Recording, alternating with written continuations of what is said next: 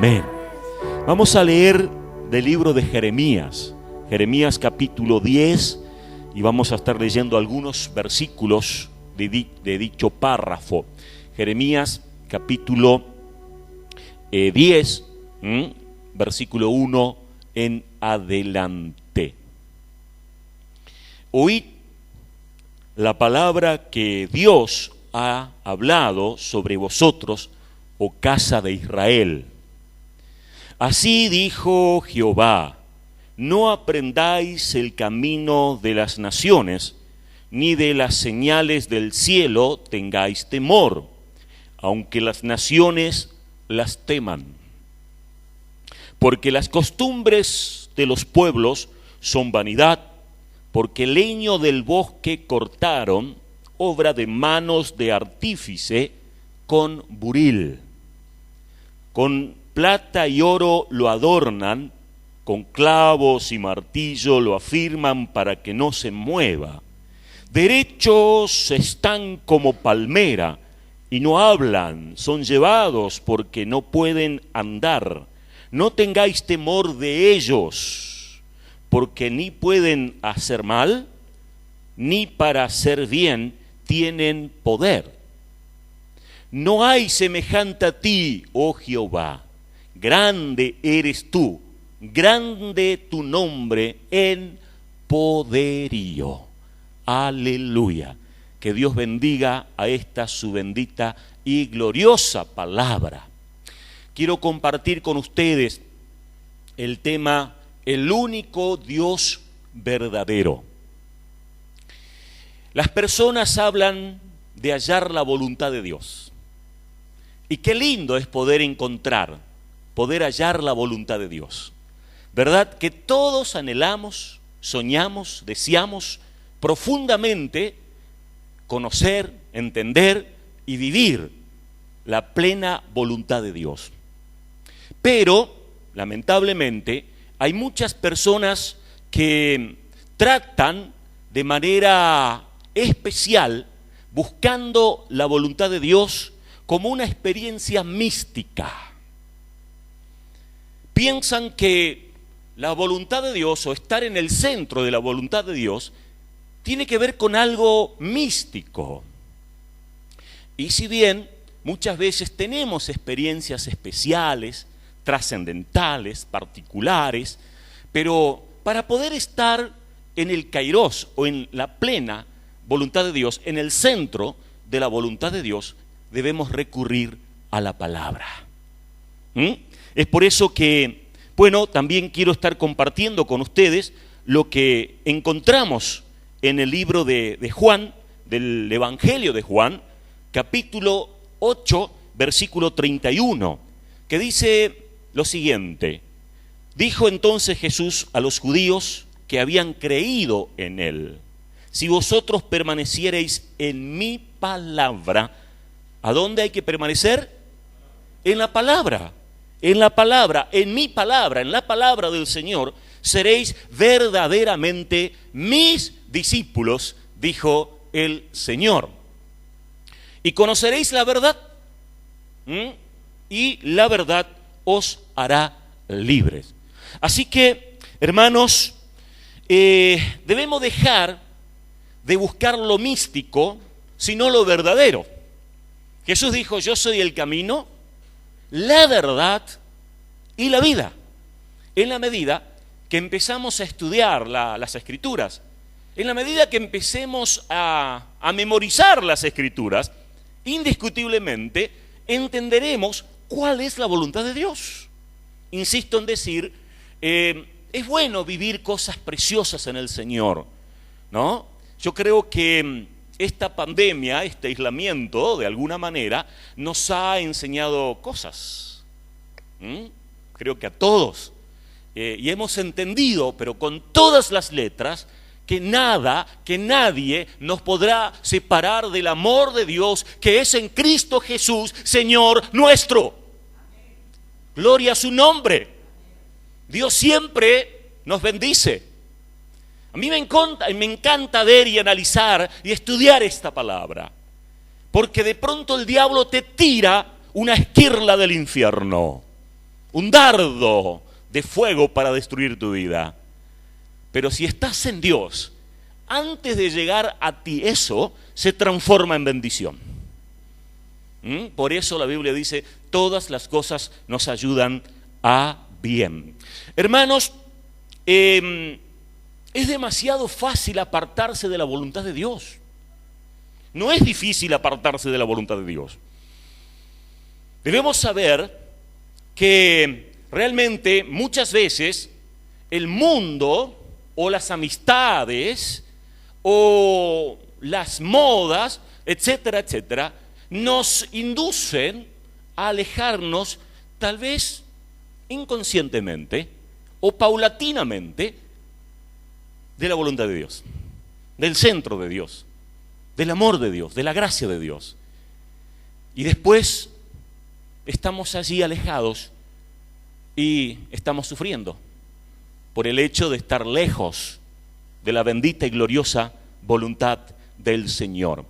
Hermanos, aquí vemos en este párrafo que Jeremías habla con fuerza, con energía, todo el capítulo del libro. Y no únicamente el capítulo, porque Jeremías era enérgico y él buscaba siempre en que la gente entienda cuál es la voluntad de Dios. Su pasión era para que todo el mundo pueda entender, ver y vivir la voluntad de Dios. Pero vemos que la gente paulatinamente se iba alejando de Dios y terminaba en la idolatría. Pero, a ver, aquí habla de un trabajo de los artífices, ¿verdad?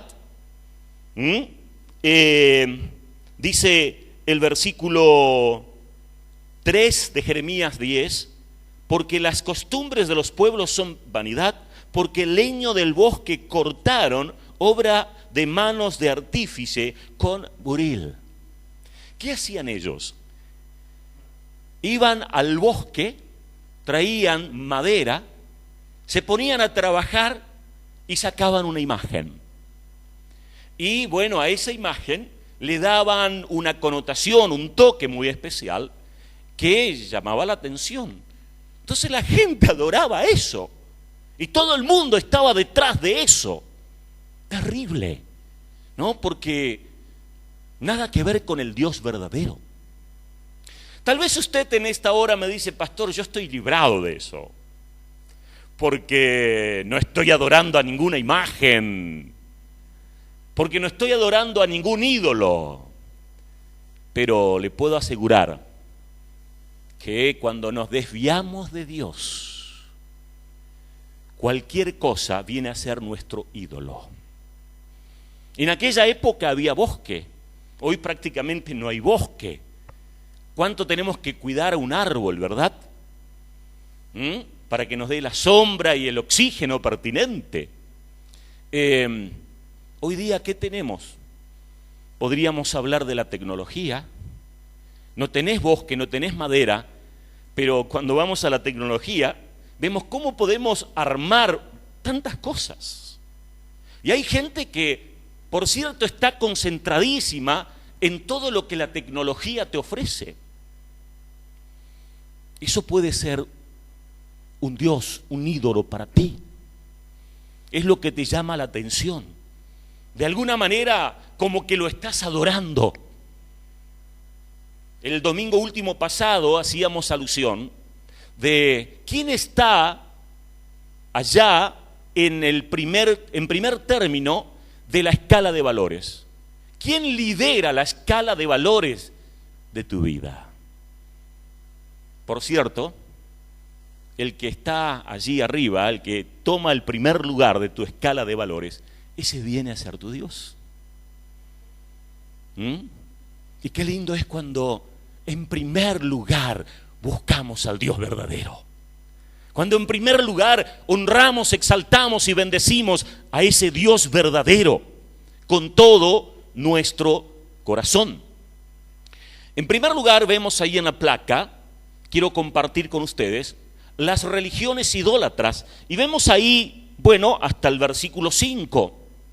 Y ustedes saben que Dios ordena a su pueblo que no siga los caminos del mundo, como bien dice el versículo 2, no aprendáis el camino de las naciones, ni de las señales del cielo tengáis temor, aunque las naciones las teman.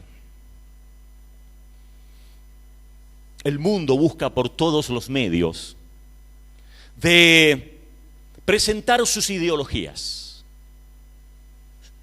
la doctrina, para que la gente siga eso. Pero ¿qué tenemos que hacer siempre, como decía recientemente, para entender, para buscar, para vivir, para experimentar la voluntad de Dios? Recurrir a la Biblia. Es por eso que de alguna manera presentamos una contracultura, ¿no?, en el mundo en el cual vivimos. Pero Dios siempre nos va marcando qué es lo que tenemos que hacer y qué es lo que no tenemos que hacer. Ustedes saben que en aquella época, en la época de Jeremías, cualquier señal del cielo venía a ser como un torbellino para la gente. Cualquier cometa o cualquier eclipse, la gente se espantaba cuando lo veía. Decían, ¿qué es lo que está pasando? Hermanos, ante distintas realidades, ante distintos sucesos, siempre debemos escudriñar las Escrituras, la palabra de Dios, porque ella es nuestro norte, porque ella nos indica el camino verdadero. Dice ahí en la placa, en el inciso B, cuando se abandonan la esperanza y la razón de ser y que se hallan al servir al Señor, con frecuencia el resultado es la idolatría.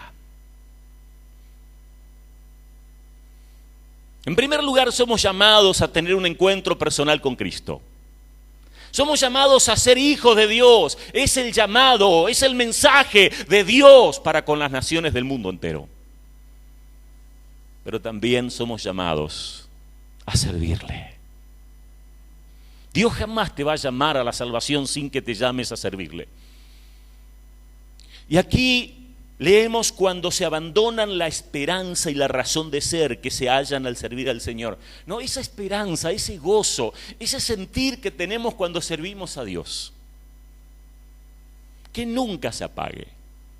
Porque si eso se va diluyendo, terminamos en la idolatría.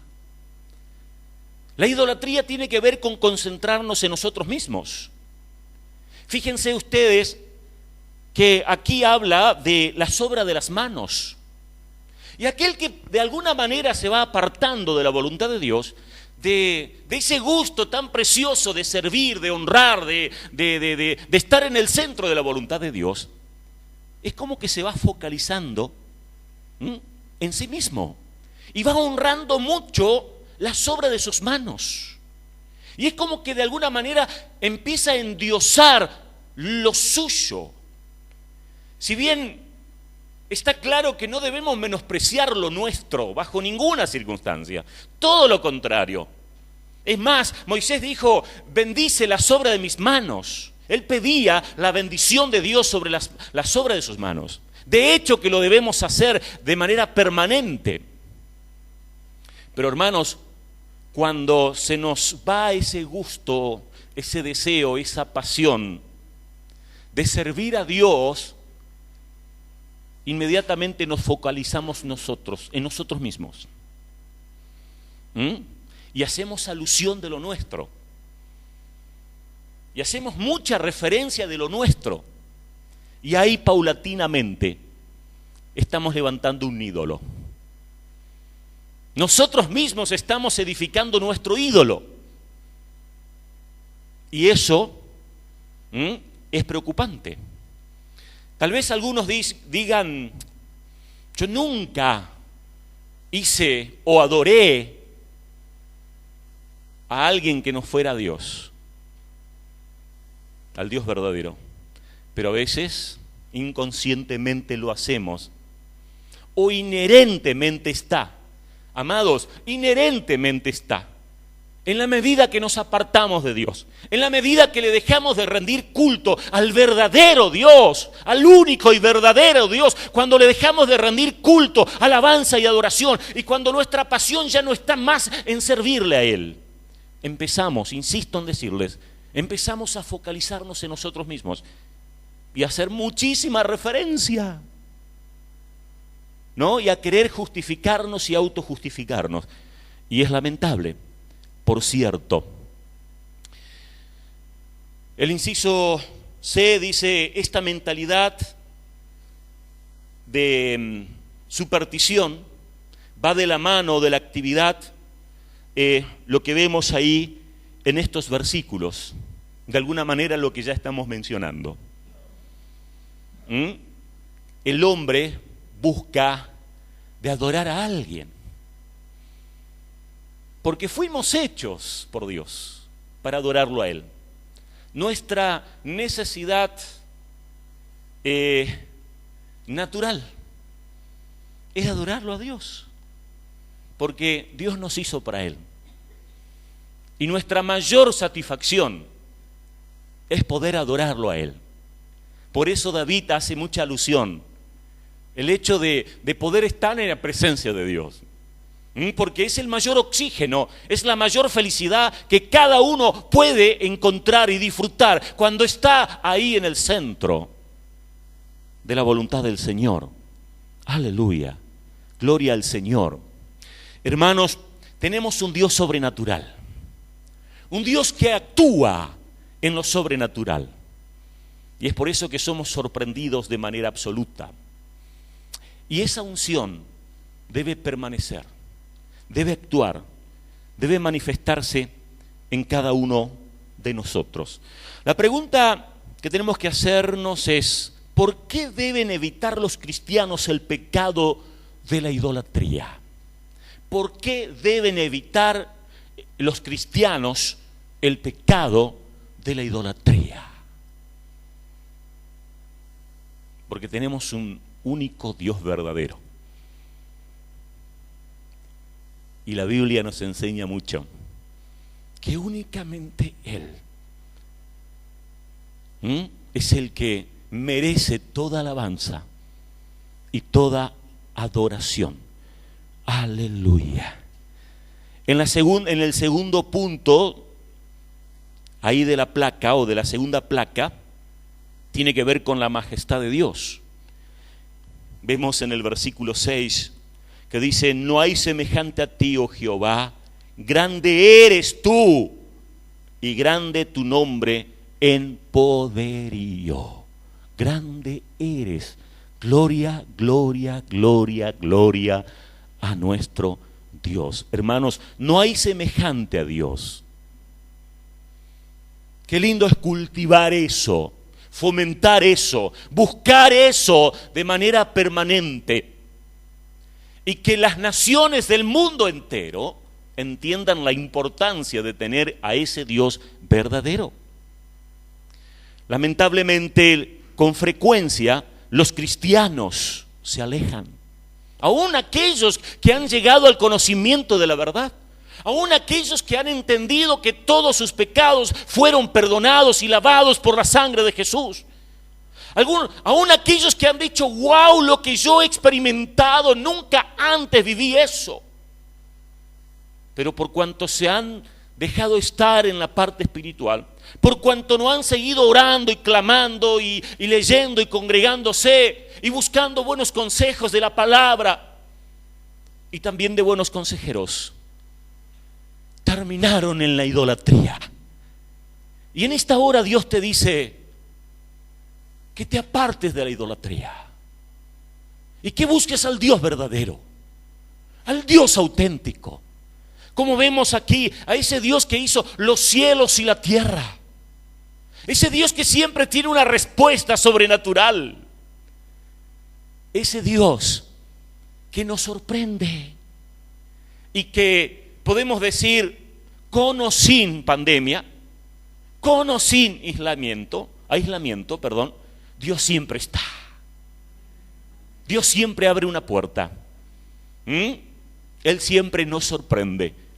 Así que amados, no nos apartemos de Dios, porque de manera inmediata vamos a estar formando algún ídolo.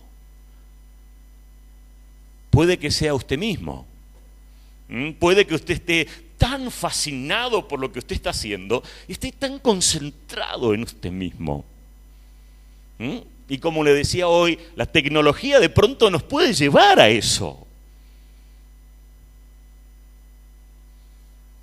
Pero qué lindo es disfrutar de Dios.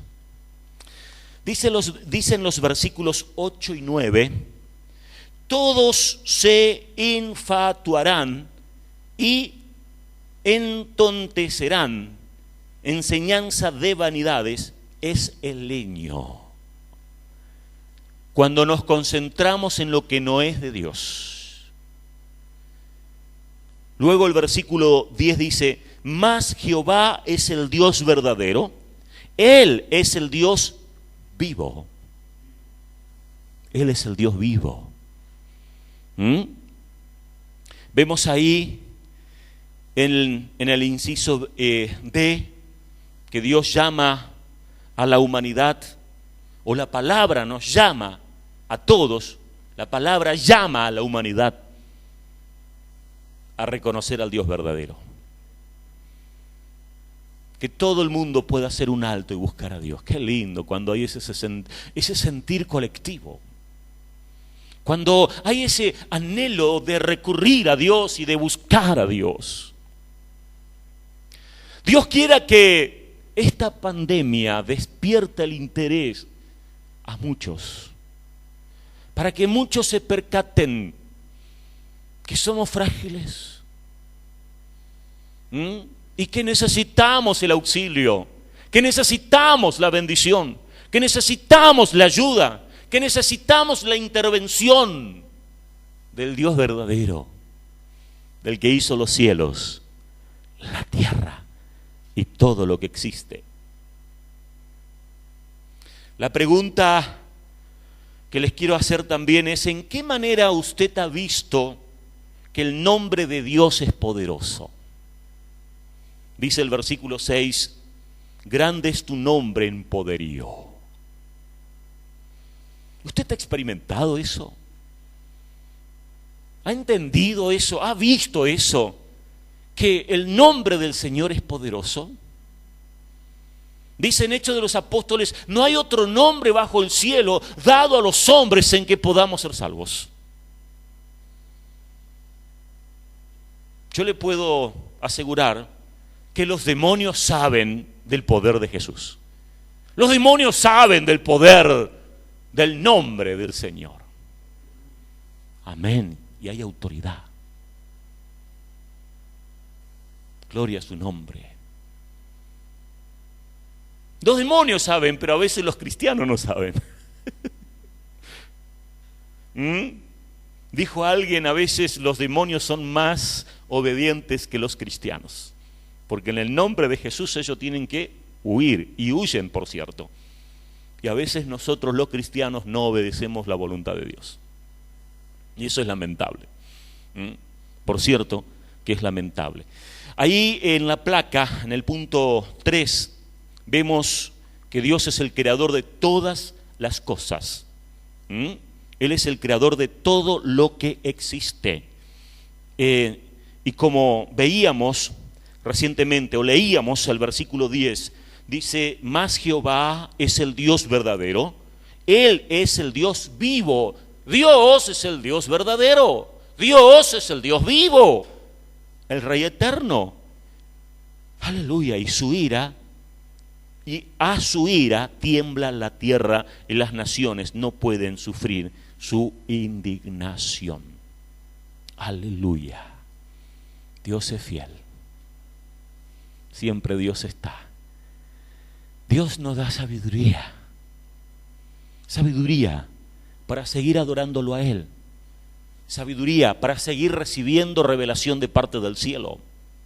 Dice en Santiago capítulo 1, versículo 5, si alguno de vosotros tiene falta de sabiduría, pídala a Dios, el cual da a todos abundantemente y sin reproche. ¿Y qué más dice? Y le será dada. Gloria a Dios. Y le será dada. Es decir, no es algo incierto, sino que categórico. Es una promesa de parte de Dios, que Dios nos va a dar y que Dios, por cierto, nos da sabiduría. Porque Él es la fuente de la sabiduría.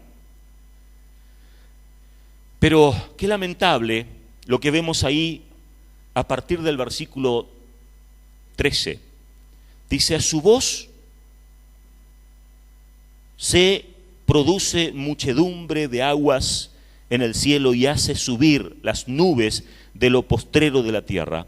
Hace los relámpagos con la lluvia y saca el viento de sus depósitos. Es tremendo ver el contraste, hermanos. Fíjense usted ahora el versículo 14. Todo hombre se embrutece. Todo hombre se embrutece y le falta ciencia. Se avergüenza de su ídolo todo fundidor, porque mentiroso es su obra de fundición y no hay espíritu en ella. El hombre sin Dios se embrutece. Y eso lo podemos percibir. Por más que sea una persona preparada, no tiene más sensibilidad. Qué lindo es poder ser sensibles permanentemente ante la presencia de Dios y ante la necesidad de la gente, de nuestro prójimo. Debemos ser sensibles. Pero cuando ya no adoramos más a ese Dios verdadero, no nos dejamos ministrar por Él. Porque Dios es amor. En primer lugar, lo primero que vivimos, que disfrutamos, que experimentamos, tiene que ver con su amor, con su sensibilidad. Y es lamentable cuando ya no existe más esa sensibilidad en nosotros y ciertamente empezamos a embrutecernos. Y no únicamente eso, sino también a ponernos vanidosos, como bien dice acá. Pero ¿qué dice luego el versículo 16? Dice, no es así la porción de Jacob, porque él es el hacedor de todo. Israel es la vara de su heredad. La porción de Jacob era el Señor. Nuestra porción debe ser Dios. Porción. La Biblia nos habla mucho de comida para enseñarnos lo rico que es Él. Cuando tenemos hambre, qué lindo que es poder tener la porción que te toca, ¿verdad? El Señor, cuando instituyó la cena, también tomó el pan para hacernos ver que Él es el que sacia. También allí en Apocalipsis dijo el Señor, yo estoy a la puerta y llamo. Si alguien oye mi voz y abre la puerta, entraré a Él y cenaré con Él y Él conmigo. Que tú llenaste, soy libre en ti, soy libre. Cuando el Señor llegó a mi vida, verdaderamente mi vida cambió. El pastor mencionaba que debemos estar en la voluntad de Dios. A lo largo de toda mi niñez, mi adolescencia, estuve quizás apartado de esa voluntad y hacía como bien me parecía, lo que yo creía bien, y muchas veces me daba la cabeza contra la pared, había desánimo, desilusión en mi vida. Creer que no iba a lograr nada, creer que iba a estar siempre en el mismo lugar, estancado, sin poder crecer e ir más allá. Pero el Señor llegó a mi vida, Dios llegó a mi vida y la cambió. Primeramente recuerdo que yo tenía un quiste en mi pierna izquierda y el Señor transformó, que me comía el hueso, por decirlo de una manera, me desgastaba el hueso y el Señor transformó mi historia desde ese tiempo. A partir de eso yo conozco a Dios y comienzo a entender que la voluntad de Dios es buena, agradable y perfecta, tal como nos menciona la Biblia. Y qué interesante es que todos podamos tener esa oportunidad, de hecho la tenemos, y que con una oración podamos acercarnos también a Dios, para que vos también, ahí que estás del otro lado, puedas sentir lo que yo siento cada día desde que me levanto, y sentir esa voz que te habla a tus oídos y te dice, te previene de errores, te previene de dolores, de dificultades, y que uno a veces igual no le hace caso. Y le comento una experiencia que tuve hace unos días simplemente. Sentí la necesidad, Dios habló a mi vida y me dijo que tenía que tirar el agua del termo, un chorrito, ya que lo había llenado recientemente preparando el mate, y no hice caso a esa voz. Quizás sea una soncera, pero aún en eso Dios me estaba preveniendo. Y cuando tiro el chorro para cebar el mate, me quemé la mano.